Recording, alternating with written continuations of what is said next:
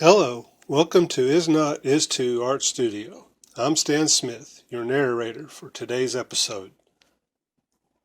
I have recently noticed a lot of YouTube videos of people making fish out of metal, so I decided I want one too.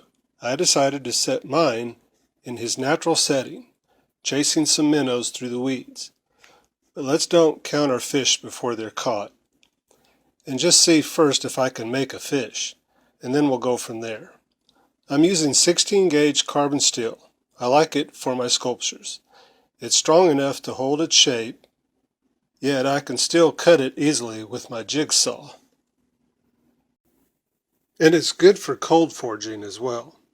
It's funny. It's called cold forging when in fact it's just room temperature. But if you say you're just forging something, that means you're heating it up first. Did I say this was funny? Maybe it's just that metal workers are easily amused.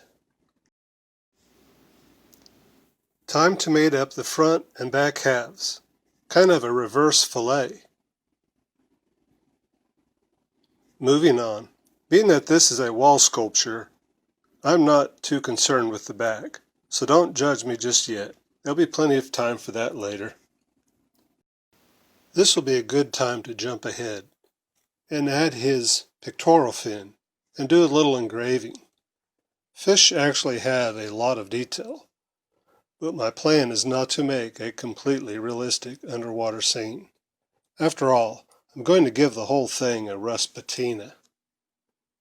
Just in case you thought I was making some exotic type of fish that doesn't have a head, here he is with his face.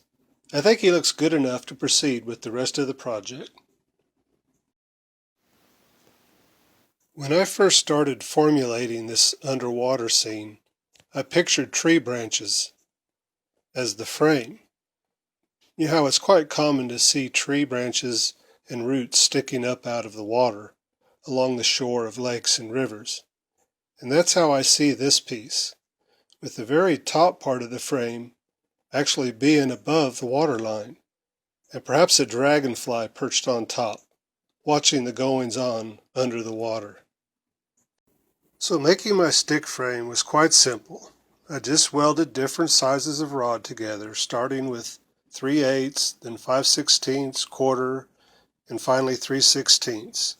And I rough it up with my sander and give it some bends here and there, and voila, you have a underwater scene stick frame. Okay, we need to get started making some underwater weeds. No particular flora. That way I can make it however I want to. You can see here with a fine-tooth blade, you can zip right through this 16 gauge carbon steel.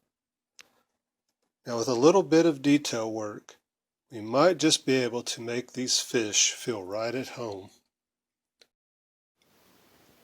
I wanted plenty of weeds, with places to hide, and just chill out.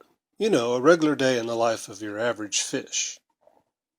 And then all of a sudden, he spots some delicious minnows. But can he catch them? Or will this just be another story of, you should have seen the one that got away? Now for the rust patina. I know this is not everyone's cup of tea, but it's something different and really easy. I first clean the metal. I use a non-toxic biodegradable degreaser. And then after that dries, I spray on a mixture of 2 cups hydrogen peroxide, 4 tablespoons distilled white vinegar, and 1 teaspoon iodized salt. And I mix that up and put it in a sprayer. And I recommend doing this outside for good ventilation. And I also recommend safety glasses. For different effects, you can wipe some off or add more solution for a darker shade of rust.